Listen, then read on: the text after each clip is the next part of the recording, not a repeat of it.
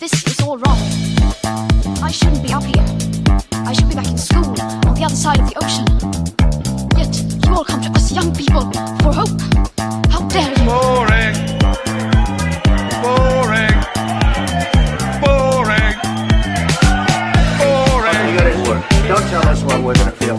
We're trying to solve a problem. Don't tell us what we're going to feel. I'm not telling you. Because you're in no position to dictate that. That's exactly what we're doing. You're in no position to dictate what we're going to feel.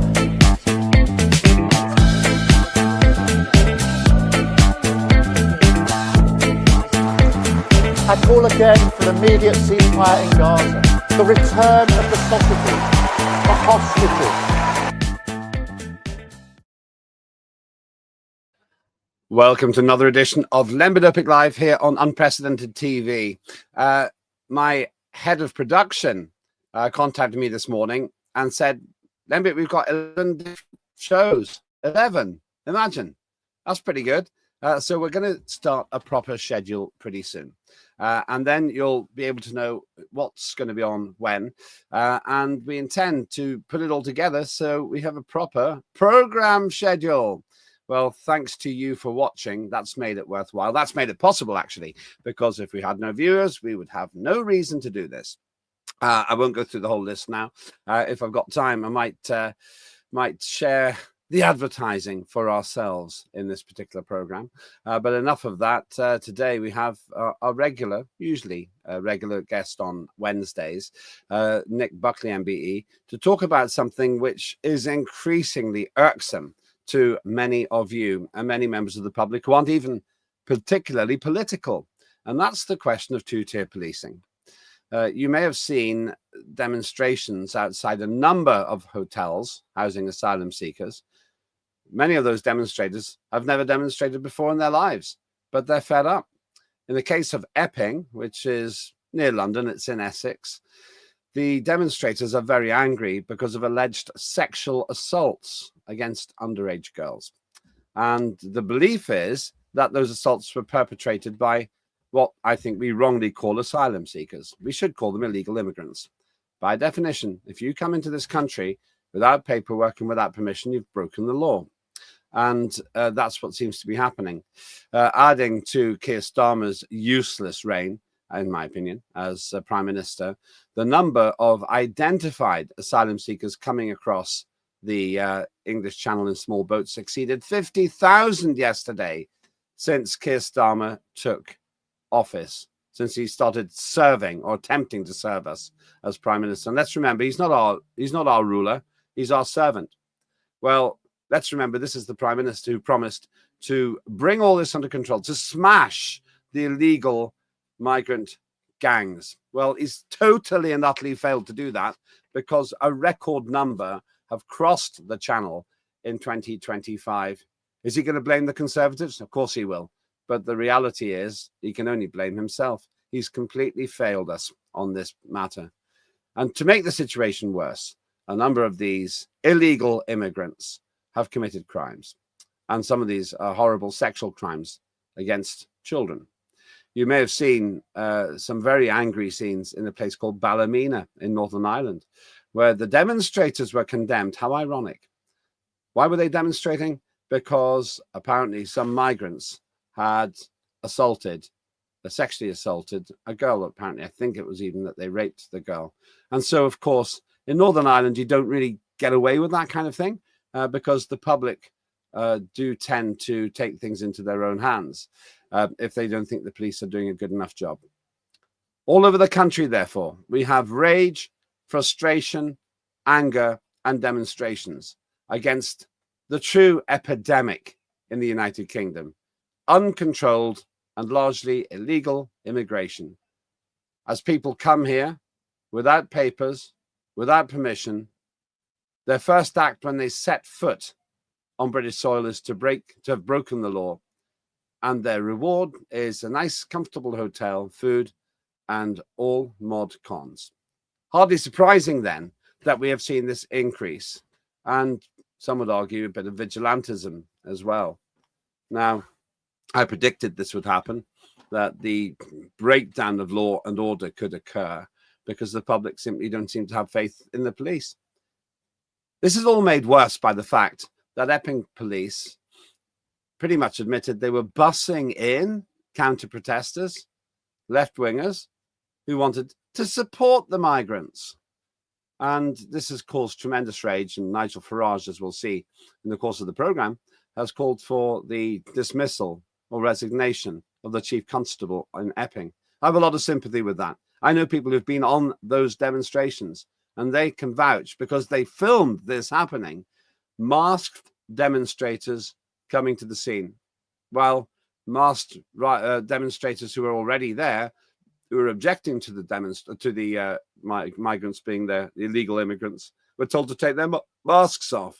This is the kind of horrendous situation, breakdown in trust between the police and the public that we're seeing, and all for the sake of some kind of a twisted ideology which protects the identity of crime-making illegal immigrants, but is willing to splash the identity of British-born suspects all over the papers. Well, let me invite somebody who knows a lot about crime and policing now.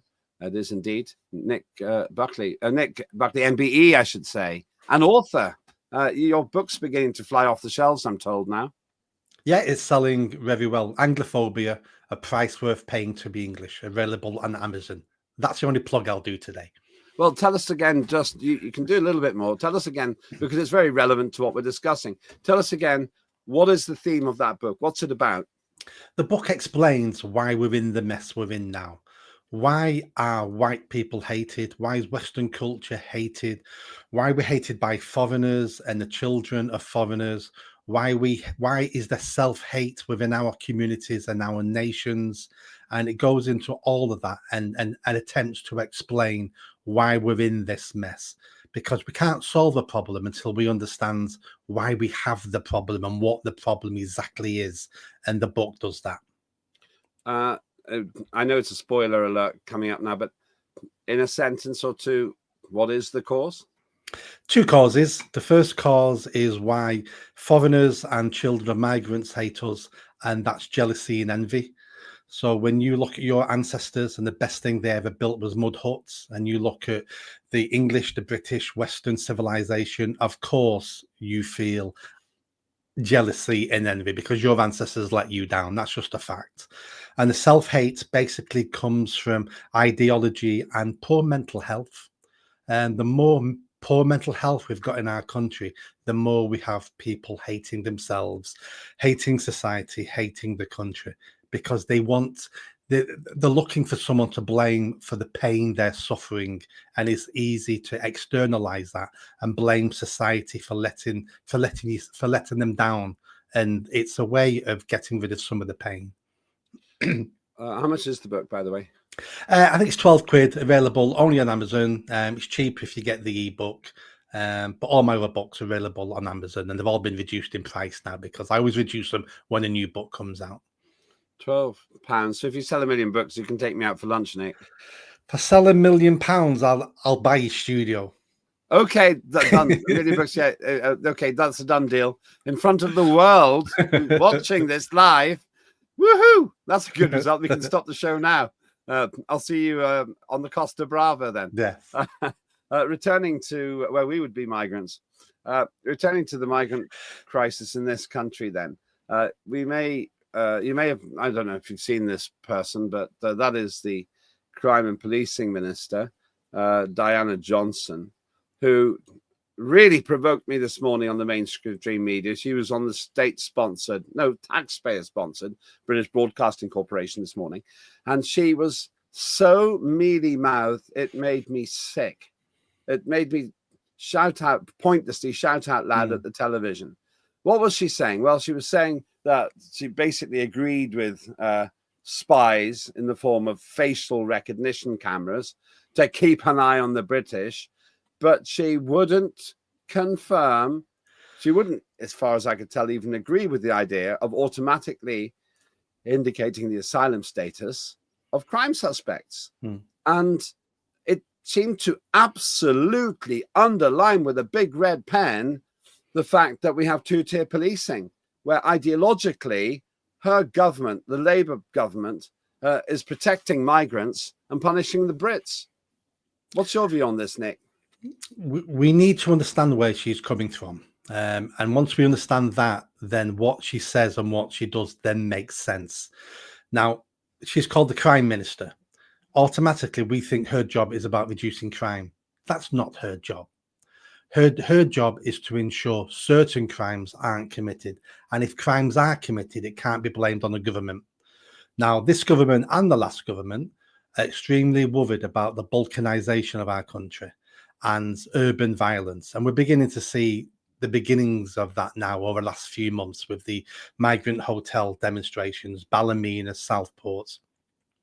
So everything they're trying to do now is about trying to keep a lid on this. So they're trying to keep a lid on white British people. You know, the calling us racist, fascist, Nazis doesn't work anymore now. So now they're looking at facial recognition cameras. But on the flip side, the Labour government doesn't want to lose any more ethnic minority votes. So therefore, they're having to reach out and say, but we're still ethnic minority friendly. We're not going to treat illegal immigrants as illegal immigrants. So that they're trying to spin so many plates, always looking towards the next election. And that's why when we hear them speak, we think they're incompetent. We think they're idiots. They're not. They're just not doing the job we think their job is to do. Well, she was utterly useless on the BBC. This is a still from Sky, but utterly useless from the BBC on the BBC because, and unfortunately, the rather lame interviewer didn't really push her on it that hard, but said, "Well, why aren't you giving the identity?" Oh, well, that's not really our policy. He should have gone right to town on it. He did raise the case of perhaps the most blatant case of double standards I've seen recently. And I'll show something about that in a minute. But basically, it seemed to me that he was completely happy to let her off the hook. That's an interesting take that you have there, because what you're essentially saying is that I'm wrong to assume that the police and crime minister is there to improve policing and reduce crime. You are 100% wrong to be thinking that. And this has been going on for decades. I spent decades working with the police, based in police stations, training police officers as well. I know I've sat in those senior meetings where it's not about how do we address these crime problems. The conversations were about how do we make our stats look better? How do we ensure that we're tackling LGBTQIA concerns? What are we going to do about the Muslim community? How do we make them feel? And these were senior police meetings. It was never about how we're going to stop those burglaries, how are we going to stop those rapes or the antisocial behavior. And if we were looking at those problems because the stats went too high, it was never about tackling the individuals. It was always, and I have to admit, I was also, not only did I sit in those meetings, I contributed to this type of policing as well at the time. How do we get the stats down? Let's not make the community safer. How do we make the community just look a little bit safer with our stats?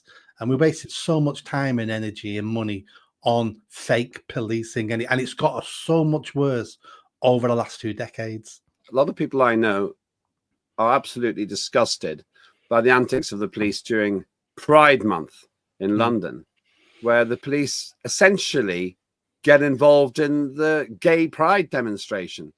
Now, I think we need to remember that the gay community represents, you can argue the percentage, but around 1.5% of the population. Some people say it's a bit more. And yet, for some weird, twisted reason, 1 in 8 Labour members of Parliament claims to be gay or something like that. That's hardly representative of the population, but it might be a clue as to why they have a disproportionately large amount of attention there. I'm not homophobic. I mean, I actually do a podcast or a show with a gay friend of mine, but it's just the way that sexual orientation has been elevated to this uncomfortable and distasteful level where it's the most important thing. Sex is gone. I was going to say, and that's because it's become political. You know, it's not the gay community anymore now. It's the LGBTQ plus community. And that has become a political arm of the far left. And it was created to beat people like me and you with, because we're straight, white, pale males. And going back to the podcast you do with your gay friend, don't ever explain yourself. Don't ever say, yeah, you know, but I'm not homophobic because I haven't. We need to stop doing that. We need to stop saying I'm not racist, because I'll tell you what, I treat everybody as if they're not racist, homophobic, Nazis, until they prove me wrong. I take everybody at face value. But the LGBT community isn't the gay community. The LGBTQ community, and now pedos, perverts, and narcissists. There may be some nice gay people in that community who think it's still a decent community, but it's not a decent community. It's pedos, perverts, and narcissists, the LGBTQ plus community. There's a whole conversation to be had about that in the future. And every time we discover another paedophile was in the BBC, lessons will be learned. Lessons will be learned. Timmy Savile never prosecuted. Did you see the article yesterday about the Met Police volunteer, at the Met Police trans volunteer in court at the moment for raping children? It's every day someone who works for the police or a police. Again, yesterday, a PC in a different force has been in court for, he's not been found guilty yet. So let's say allegedly harassing a woman on the street in his own car, driving down the street, following her, and I believe saying sexual remarks to her. This is a serving police officer in his own car, feels so emboldened to sexually harass women on the streets. Our police service is broken at every level, in every way you measure them. Let's have a look at one example of this and the double standards, one which utterly enraged me at the time. A man drove a car into a crowd in Liverpool during a celebration, during a festival, and immediately we were told his age, his ethnicity, his nationality. Why? Because he was 53, he was white, and he was British. Let's watch this.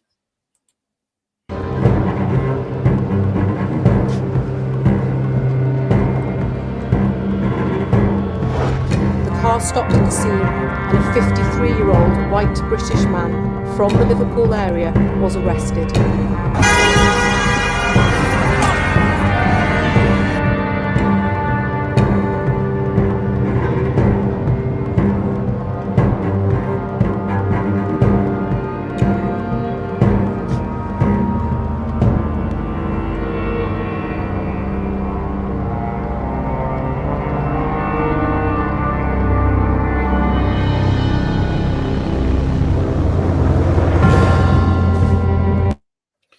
So straight away, we're told 53-year-old white British man was arrested.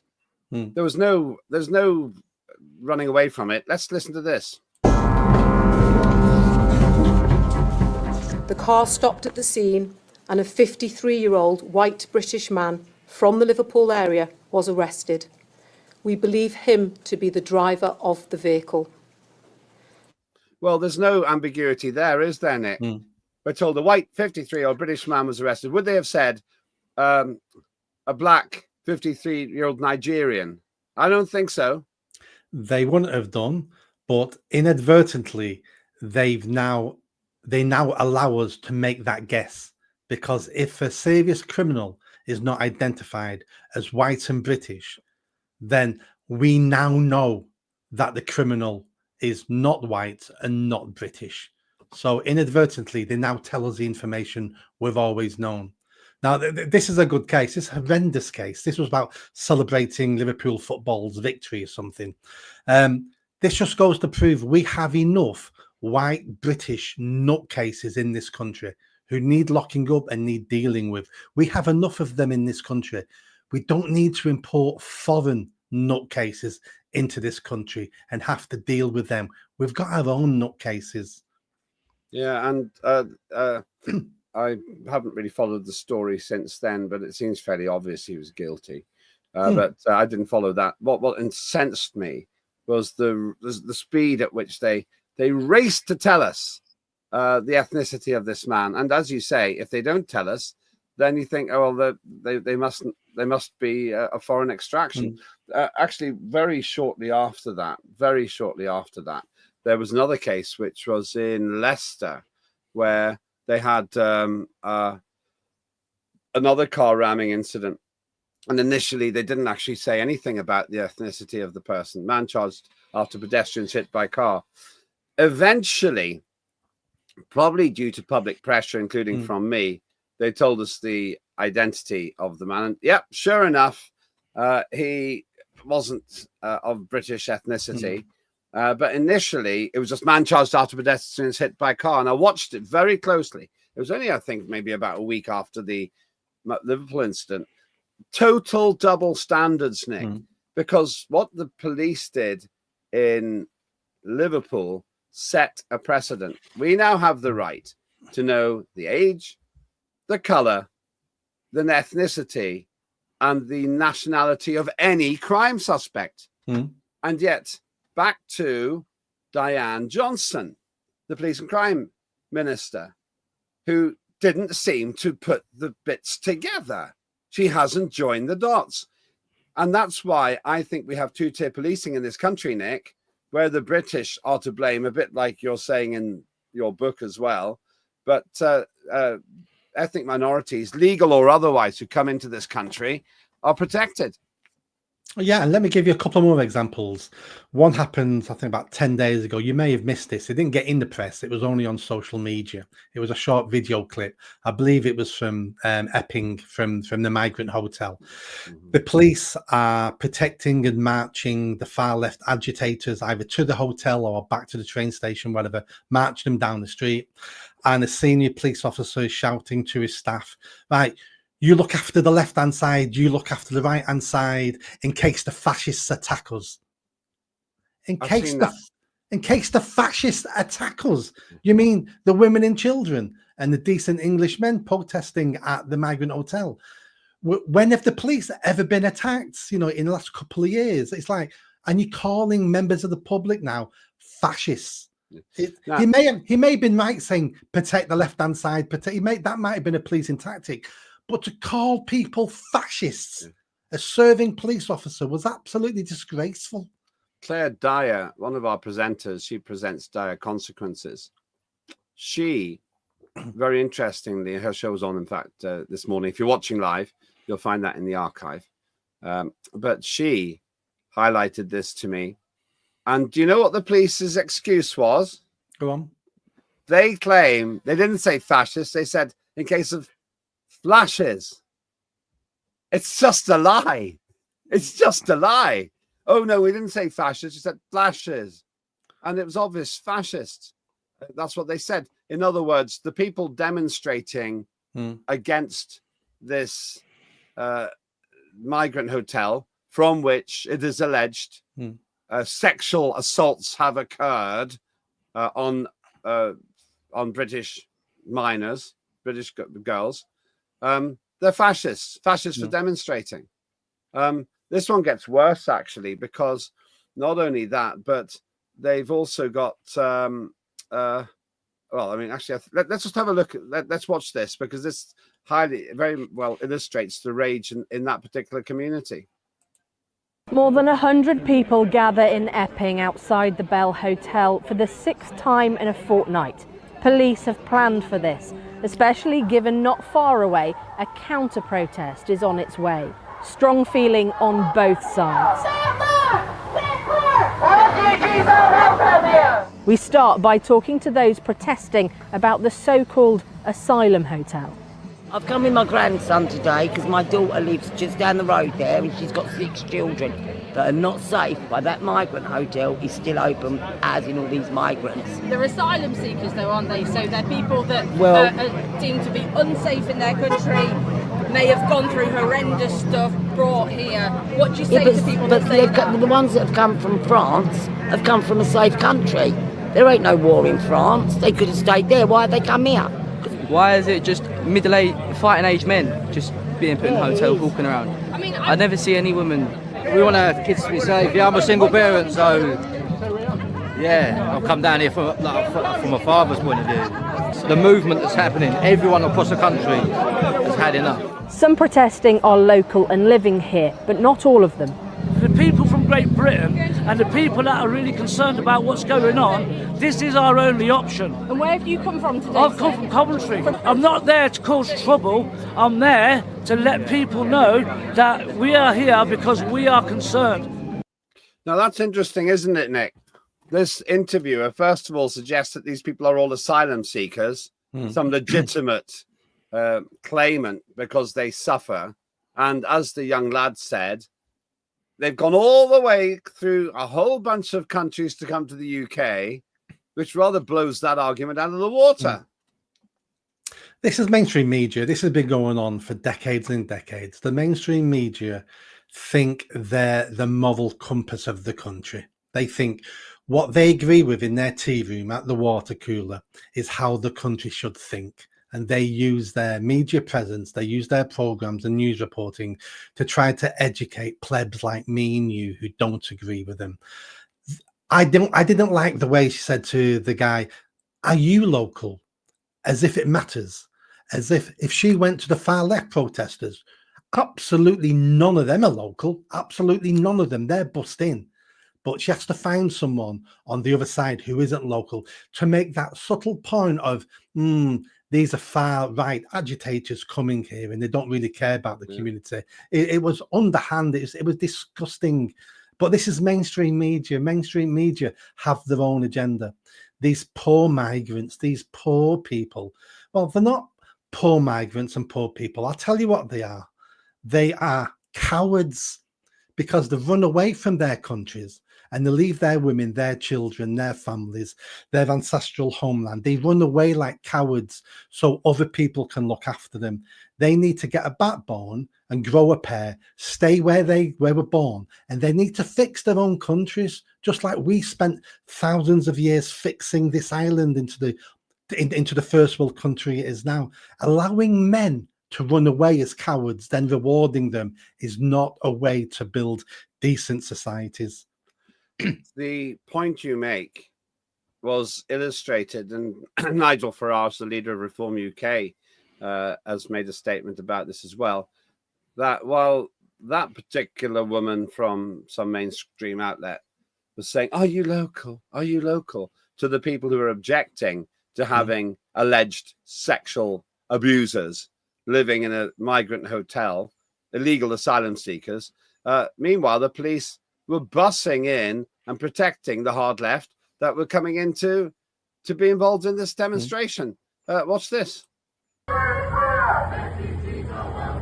at them, all their balaclavas on. Mate. For doing this, heads must roll. There is no way the Chief Constable or the Police and Crime Commissioner in Essex can stay in their posts. This is a disgrace. Police have admitted escorting pro-migrant protesters to an asylum hotel before violence erupted last week.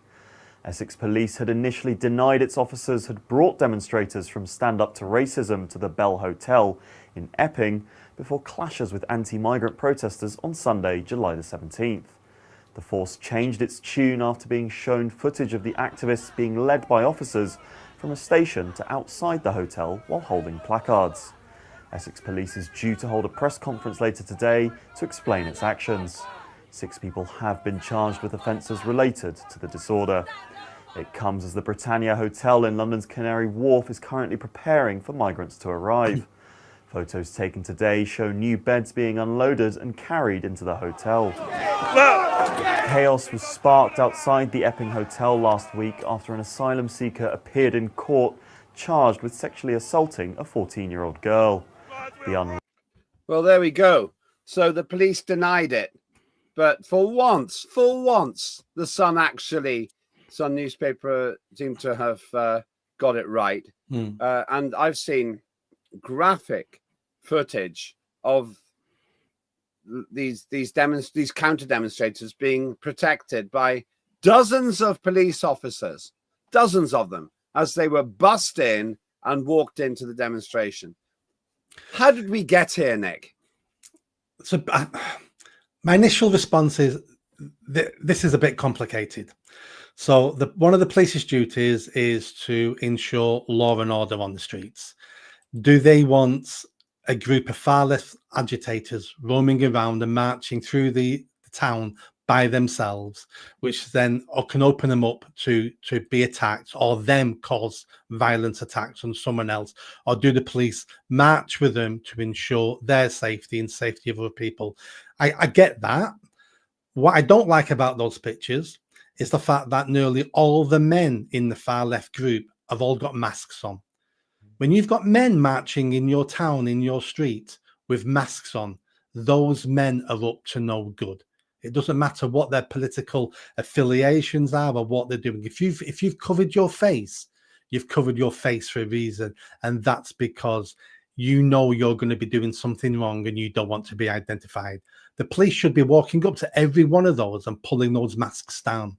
The police can do I forgot what the section is now, where if you don't take your mask off, you can be arrested. It only takes an inspector to issue that order, and then all the PCs have the right to do it.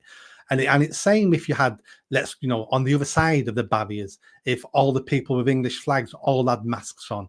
I don't want them with masks on either. But the police just need to grow up here. But they're scared. They're damned if they do and they're damned if they don't. And that's always been part of policing. But they just seem to constantly be making the wrong choices. And that's because, as this conversation started, their job isn't what we think their job is anymore now. My issue here is that they lied. They denied. Oh, yes. They denied bringing these protesters in. Just blatantly denied it. Now that's a crime as far as I'm concerned. And I think Farage is right. If the chief constable lies to the people he serves, then he isn't fit for that job. The second point you're making is right.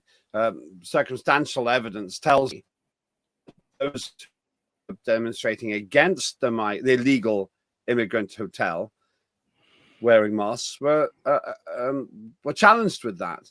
But you could see these, what looked to me like hooligans, coming in with their masks on, and the police was supporting them, were helping them. I have to say, it's not surprising to me now that there seems to be an increasing fracture between our police forces and our pathetic government and the general public. I'd be willing to bet that older lady who's with her grandson probably isn't in the habit of demonstrating very often. And I'd be willing to bet that many of the people in Ballymena who got angry didn't demonstrate very often. I'd be willing to bet that lots of people who demonstrated after that horrible, stupid idiot who killed those children in Southport, the people who demonstrated after that weren't in the habit of demonstrating. And so it seems to me, Nick, that we are in a very parlous situation as a country now, because once you demonstrate for the first time, you're more likely to do it again. And in this situation, I grew up in Northern Ireland. Vigilantism was very big over there. And once people get in the habit of it, that's when the state loses control. Oh, absolutely. And let me tell you how low the police have fallen. Someone like me, all my life, been a huge supporter of the police. 20 years working alongside the police. So many of those years based in police stations, access to police computers, training police officers, set a charity up to work alongside the police to reduce crime and antisocial behaviour on the streets with young people. I am as pro-police as you can get. But now, I look at the police now, and I think the police are our enemy now. The police are not the police I grew up with. The police now are a huge part of the problem. Our police force now are a slightly different version of the Gestapo, of the Stasi, of the Cheka. They're a political enforcement arm of the government. I don't support the police anymore now. And every time I say this out loud, it breaks my heart a little bit, because if I feel like this, someone who's extremely pro-police, have stuck up police all my life, if I feel like this now, that means the police really have fallen. A word on the government itself. Diana Johnson, who totally underwhelmed me with her interview, seems quite happy to introduce facial recognition cameras. Didn't seem to see why some of us who believe in privacy and freedom of expression and the right to have a private life might be a little bit unhappy about millions of cameras snooping on us. 10 years Why ago, can't they see the dangers? well, 10 years ago, I'd have told you were wrong. You've got nothing to hide, Lembit. You've got nothing to hide. You're a law-abiding citizen. Don't worry about it. This is all about catching criminals. This technology will be wonderful. Roll on 10 years. Now that we've been through COVID, now that we've seen how authoritarian our state can be, how we can be penalized, how we can be punished. We've seen how the police have fallen so low. And we've seen the establishment, we've seen the civil service embrace woke ideology and all this anti-British rhetoric. And I don't want any more powers to the police or to the states, because the ones they've got now they're abusing. We can't give them any more power. And even if they were running perfectly at the moment, I'm at a stage now where I still want to give them any more powers, because the next government, the next ideology, they'll have all the powers they want to control us. And a really good example of how far they've fallen came out 2 days ago. Police have been advising shopkeepers across the country not to refer online to shoplifters as scumbags. The police now are that worried about shoplifters, and let's be honest, I would say the vast majority of them will not be white British, even though a lot will be white British, the majority won't be. The police are going, you can't refer to a brown, black foreigner as a scumbag, even if they're a shoplifter, because in my training course about critical race theory, that's racist, and that's more offensive than the shoplifting crime in the first place.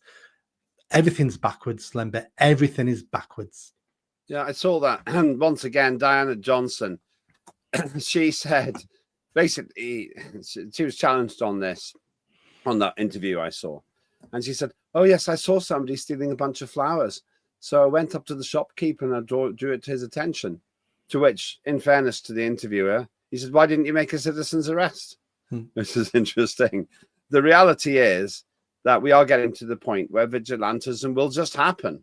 It's no surprise to me that the Death Wish series of films with Charles Bronson, where Charles Bronson was a vigilante who took the law into his own hands, were so popular. There's a frustration. That's one reason why the series Taken with Liam Neeson is popular, because he takes it into his own hands. The worry I have now is that once you get down to that kind of anarchistic system of justice, and I remember I did grow up in something like that in Northern Ireland, then bad things come along as well. But the biggest point here in terms of facial recognition cameras and so on, it makes the assumption that the authorities are beyond reproach, and they're not. You've just highlighted the fact that somebody was raping children in the Met. The Met, you know, what was it called? I can't remember the name of the murderer now. But Wayne Couzens. Yeah, my cousins killed Everard. Murdered. A police officer murdered someone. And there are so many cases of things like this. And that's the problem. We're not giving the information to saints. We're giving the information to a corrupt regime, which is repeatedly found guilty of corruption. And of course, where Sadiq Khan, who's technically responsible for the police, doesn't seem to be aware of it. He doesn't seem to be aware of the fact that the buck stops with him. So we live in a dark time. Let me give you a future example of these facial recognition cameras. Right, we've got them. They're in our high streets. Someone has just been given a non-crime hate incident for something they said on the internet. And to get a non-crime hate incident, you don't even have to be told you've got one. But now we've got facial recognition cameras. There's a new policy in all the police forces that if you've not been told you've got a non-crime hate incident, or you've got one last year, the police now are going to stop you and let you know that you're being watched and you have got a non-crime hate incident. So that means when you're walking down the street, the police then can recognize you with a camera, stop you going about your daily business, just to have a quiet word that we've already noted something on your record, mate, about something you said on the internet. You didn't break the law, but now I have the right to stop you and let you know what. That's where this goes to. So we need to be extremely careful. That makes people hate the police. Yes. That's what happens. Ordinary people will start hating the police. let's add it all together before we finish. We've got hundreds of asylum hotels where illegal immigrants whose first act was to break the law when they set foot on British soil are being housed in far better conditions than many British citizens who simply can't afford to make ends meet. We've got crimes being perpetrated by some of these illegal migrants. We've got the demonstrators against this being harassed by the police, and we've got the counter demonstrators being helped by the police, and we've got the police lying about that. And then when someone drives their car into a crowd, we're told he's white, he's 53, he's British. But when the same thing happens in Leicester, it's like pulling teeth to get the information from the mainstream media and from the police. Not looking too good, is it, Nick? It isn't. And the ironic part of all this is it doesn't have to be this way.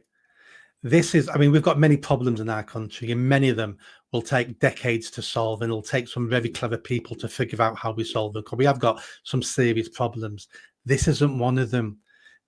All we need to do is one piece of legislation in Parliament, and then we can deport or get rid of these people the next day and stop anybody else from coming. We just need to repeal the human rights laws that have been put into the British statute. And then this problem goes away. It goes away immediately. But to do that, we require people with a backbone, politicians with a backbone to do it. And we ain't got any. Last chance to plug your book, Anglophobia. Nope. You've got one. Here's one you prepared earlier. Price worth paying to be English. Yeah, it looks good. It's got a new cover now. So a friend of mine did a professional cover on it. That was just the best I could do. It explains why we're in this mess. It explains why we're hated. It explains why we have this anti-white narrative, this anti-English narrative, why the British Empire was evil when it turns out to be the most benevolent empire that ever was. It voluntarily ended itself without a shot being fired, really. I mean, you compare it to the French Empire, the Belgian Empire, the Ottoman Empire. We look at what this country achieved. We ended slavery. We created the Industrial Revolution. We gave the world our language, all our sports. If it wasn't for this island, the world would be a much poorer place and a much less beautiful, amazing planet. The book ends by saying the world owes the English and the British a thank you. That's all I want to hear from foreigners, is a big thank you. Nicely put. Thank you. I'll give you a thank you. Thank you for being on the show. That's Nick Buckley MBE. Get that book. I'm certainly going to be reading it. Thanks very much indeed to Nick. Thanks for watching. Let us know what you think as well. Two-tier policing. Are we taking this too far in this program? I don't think so. But I'd like to hear your views as well. We're always open to points of view. Coming up at some point this week, we're going to start also broadcasting Warren Thornton's excellent take, often on international relations and military escapades by sometimes misguided countries. And he takes a very, very insightful view on what's going on in Ukraine. But thanks again. Do keep your eye on new programs coming up as well. I'm Len Bitopic. That was Len Bitopic Live on Unprecedented TV. See you soon. This is all wrong. I shouldn't be up here. I should be back in school on the other side of the ocean. Yet you all come to us young people for hope. How dare you? Boring. Boring. Boring. Boring. You got it work. Don't tell us what we're going to feel. We're trying to solve a problem. Don't tell us what we're going to feel. I'm not telling you. Because you're in no position to dictate that. Remember this. You're in no position to dictate what we're going to feel.